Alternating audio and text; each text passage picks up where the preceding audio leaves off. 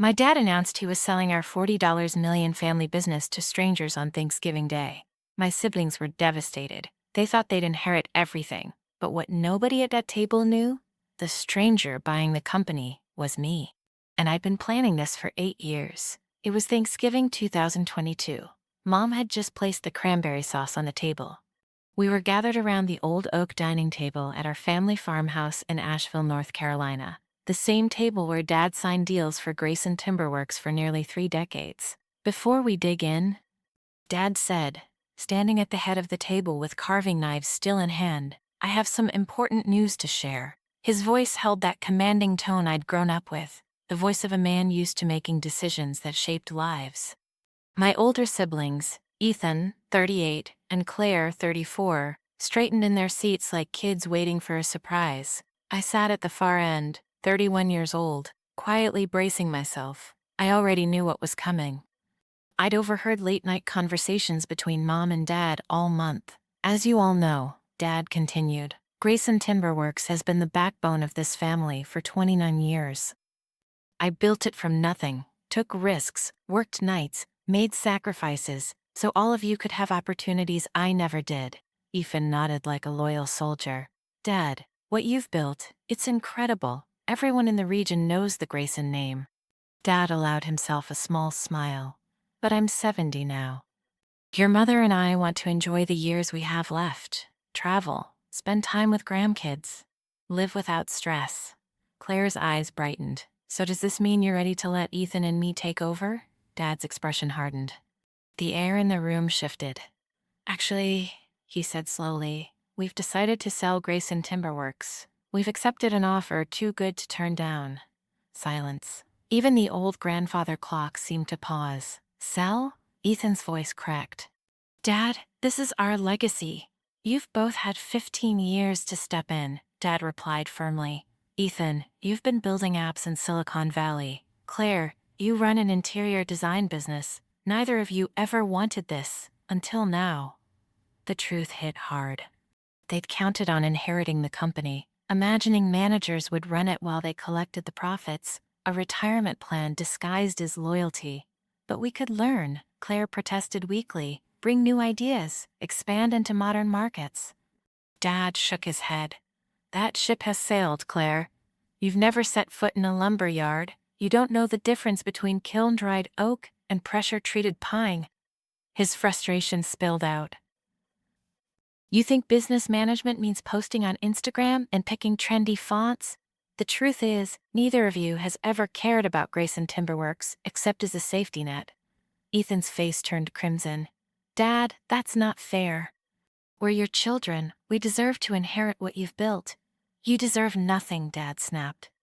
"Inheritance is earned, not handed out like pie after dinner. And neither of you has earned the right to run this company." Claire's eyes brimmed with tears. "So you're just selling it to strangers? People who don't care about our name or our employees?"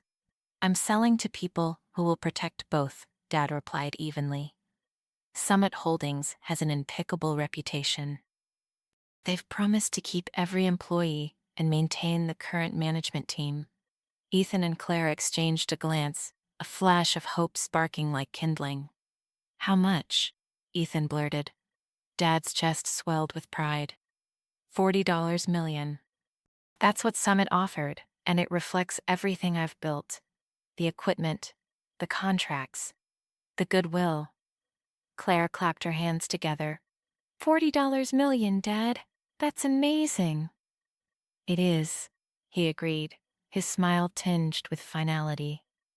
"And your mother and I intend to enjoy every dollar. We're buying a retirement home in Hilton Head, taking that Danube River cruise, finally living stress-free." The message was clear. Ethan and Claire weren't getting a cent. "But what about us?" Ethan's voice cracked. "You'll leave something for your children, right?" Dad shook his head. "I'll leave you what my father left me, the chance to carve your own path."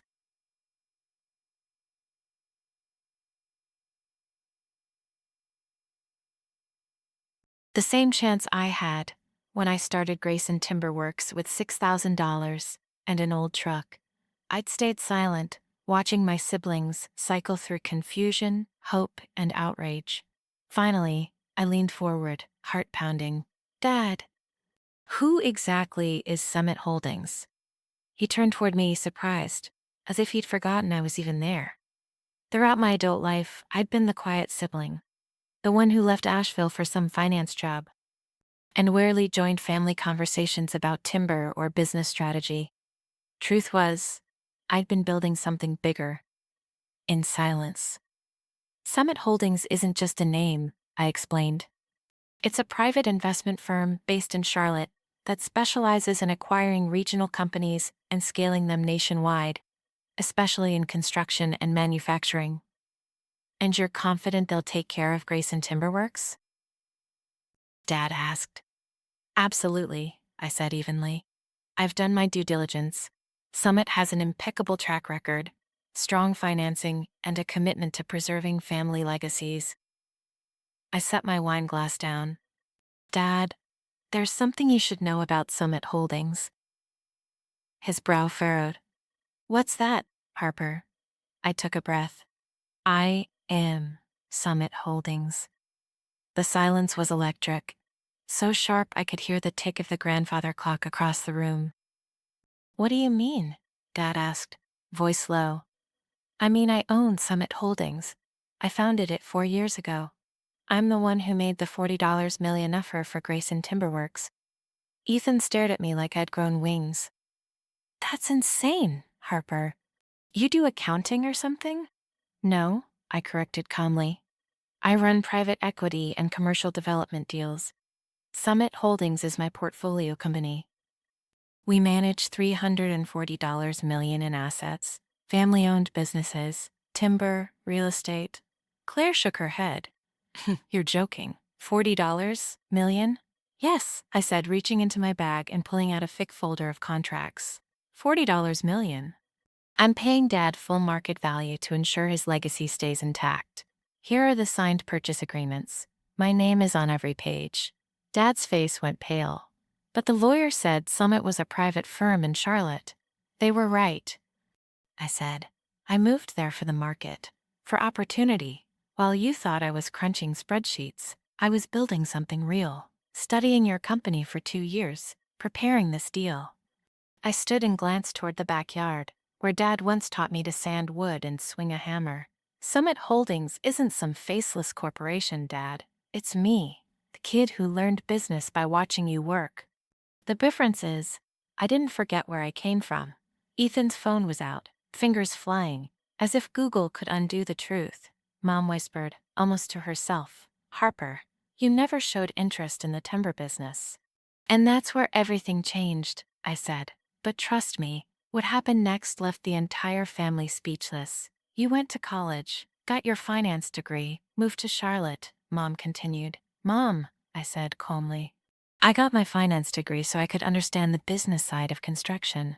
I moved to Charlotte because it's one of the fastest growing development markets in the country. I wanted to learn how successful companies scale and survive generational transitions. I turned to face them all, the people who thought they had me figured out. For 8 years, they believed I'd traded sawdust for spreadsheets, that I'd chosen a boring desk job over the real work Dad did. The truth was, I'd been building something bigger. For the past 8 years, I've been growing Summit Holdings into a regional powerhouse. We've acquired 12 companies, developed over $200 million in commercial real estate, earned a reputation as one of the most trusted firms in the Southeast. But why didn't you tell us? Claire finally asked, trembling. Because every time I tried, you changed the subject or made jokes about me pushing paper while Dad did the heavy lifting. It was true. For years, family dinners had been a slow burn of condescension. Ethan and Claire bragged about their creative careers, while I was dismissed as the quiet sister who left home for spreadsheets. 2 years ago, I continued, I heard whispers that Dad was considering retirement. So I ran a formal analysis of Grayson Timberworks, your contracts, your growth trajectory, your succession challenges. Dad leaned forward. What did you find? A well-run company with deep roots, loyal clients, and a respected brand, I said. But also a business with no succession plan, and 2 children who'd never shown interest in running it. Ethan opened his mouth, but I held up my hand. In 5 years of dinners, you've never once asked Dad about supply chains, safety regulations, or market trends. Claire, you've never cared about workforce retention or forestry management. You both assumed you'd inherit a profitable company and hire someone else to do the work. I returned to my seat. Gad, Summit's offer isn't just about buying Grayson Timberworks. It's about scaling what you built into something even greater. Grayson would become our flagship operation for expansion into Virginia and Tennessee. I let that sink in. This isn't strangers taking over, Dad. It's me, your daughter, making sure your life's work grows stronger. Dad's eyes sharpened with interest, the way they did whenever a serious business discussion was on the table. We've identified more than $150 million worth of development opportunities across Virginia, Tennessee, and Georgia, I explained. Grayson Timberworks would be the cornerstone of that expansion. I slid another set of documents across the table. And this isn't just about growth for me. This acquisition creates advancement opportunities for your people, your legacy team. Project managers could become regional directors. Site supervisors could oversee multi-state operations. Administrative staff could develop expertise in business development and strategic planning. Dad nodded slowly. And the Grayson name, I added, stays on the sign. Summit Holdings operates as a parent company, but our acquisitions keep their local identity. Grayson Timberworks will remain Grayson Timberworks, just with bigger resources, bigger projects, and long-term stability. Ethan looked up from his phone. Harper, this says Summit Holdings has managed over $800 million in projects. That's correct. Claire's jaw dropped. And you own this? I founded it. I own 78% equity. The rest is with 2 strategic partners. Claire's eyes widened as she did the math. So, your net worth is approximately $240 million, I said. Not counting this acquisition. The silence that followed felt heavier than any I'd ever known. $240 million, Mom whispered. That's the current valuation, I confirmed. It fluctuates, but that's the ballpark. Dad leaned back, staring at me with an expression I'd never seen before. Gone was the indulgent smile reserved for his quiet daughter. In its place was the serious, almost reverent look he saved for high-stakes deals. Harper, he said finally. If you own Summit Holdings, why pay full market value? Why not just tell me and work out a family deal? I took a breath. This was the part that mattered most. Because I want to earn Grayson Timberworks, not inherit it. I want you to choose Summit because we're the right partner, not because I'm your daughter. And because paying full value ensures you and Mom have complete security for retirement. You've earned the right to enjoy every penny of what you built. I looked around the table at their stunned faces. This isn't a goodbye to your legacy. It's the next chapter. Ethan was still scrolling. Gad, Summit Holdings has been recognized by the Southeast Construction Alliance. They developed that mixed-use complex in Charlotte that won the Green Building Award last year. Claire chimed in, voice shaky. In the regional hospital expansion in Raleigh, they were featured in Architectural Digest. That was you, I nodded. That was us. Dad leaned forward. Harper, how long have you been planning this? Honestly, since I was 16, when you let me help with payroll one summer. That's when I realized construction wasn't just about timber and tools. It was about finance, strategy, and relationships. I wanted to understand all sides of it, not just operations, Claire asked quietly, because I needed to prove myself on my own terms. If I'd told you 8 years ago I was starting an investment firm focused on construction, what would you have said? Dad sighed. I probably would have told you it was too risky without field experience, and I would have tried to help. Exactly, I replied. And then every success would have looked like family favoritism instead of earned achievement. Ethan finally set his phone down. So what happens to you as in all this?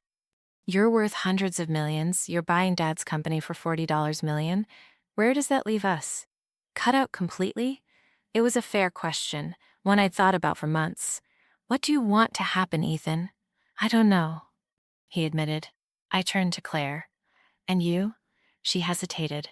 I guess I always assumed I'd inherit a third of whatever Dad built.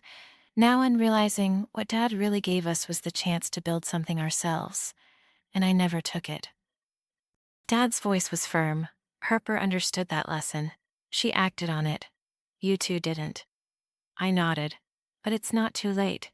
Summit Holdings is always looking for people who share our values. If you're serious about learning this industry, there could be a place for you. Ethan's eyes lit up. You mean working for you? Working with me, I corrected. Starting where I started. Entry-level project coordination, client relations, safety compliance. The real work that teaches you how things get built. I could see them weighing the offer, their expression shifting between pride and hesitation as reality sank in. They'd expected to inherit a kingdom. Instead, they were being asked to build their own thrones. The difference, I said, is that Summit Holdings can offer you what Grayson Timberworks never could. Larger projects, diverse markets, advanced training, and a clear path to leadership based on merit, not bloodline. The old host friend came, author's senior daughter. Dad's approving nod was subtle but powerful. That's exactly the right approach, Harper. They need to earn it, just like you did. The months that followed turned what began as a tense Thanksgiving standoff into a strategic partnership. The acquisition of Grayson Timberworks closed without a hitch. Dad was impressed, not just with Summit's resources, but with the respect and care we brought to every detail of the transition. Ethan surprised me.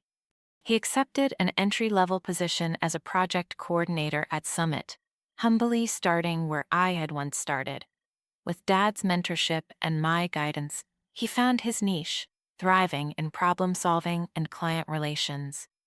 For the first time, I saw him passionate about work that built something tangible.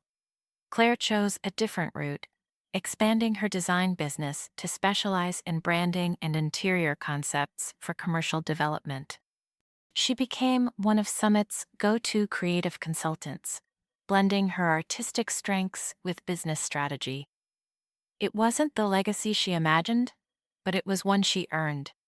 And Dad, his retirement didn't mean disappearing. He transitioned from daily operations to serving as a consultant for Summit.